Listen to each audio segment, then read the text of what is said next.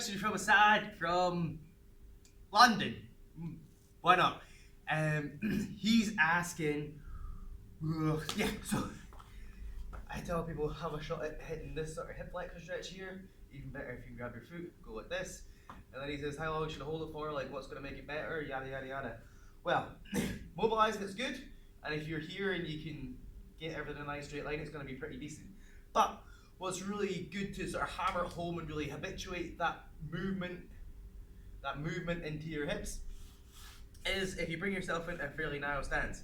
Now, if your hips are quite immobile, you're probably going to be like a wee bit off kilter to begin with. Don't worry, the more mobile your hips become, the better your muscles are at sort of detecting movement there. And the better they get at detecting movement, the easier it's going to be for them to guide you towards getting your balance there. So if it takes you a second to get your balance, take the second. You can have a shot bringing this foot further out, but do have it so it's just a bit of a challenge. You're aiming just for like a challenge that you can do. Again, if you're feeling super fly, this would be like oh yeah, there you go. Just watch me just now.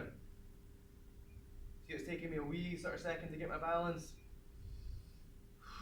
And again, whilst I'm here, I'm actively trying to sort of scoop my hips underneath to make sure I'm bringing myself up all nice and straight.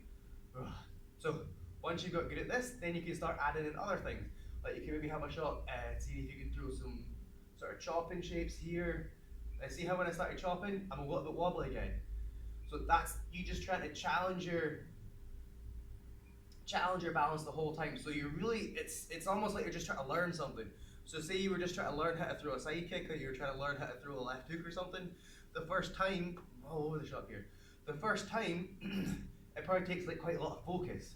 So you take a fair bit of time, really try and focus here, and that's going to help you use your hip stabilizers to stabilize. So one, you want to make sure you're getting the joints super mobile so that you can balance better, so that you can just use them in a larger range of motion. Two, you want to make sure that they're nice and stable so that you're not wobbling around like one of those inflatable fellas selling cars. Here, oh, a good thing to think about this is just making sure that you're staying as tall as possible, because if I buckle up my hip, I end up becoming like, it's an awful lot easier to balance here, but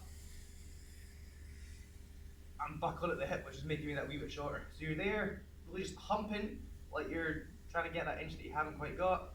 Have a wee shot here, oof. Have a shot at doing that after you've done all your mobilizing exercises.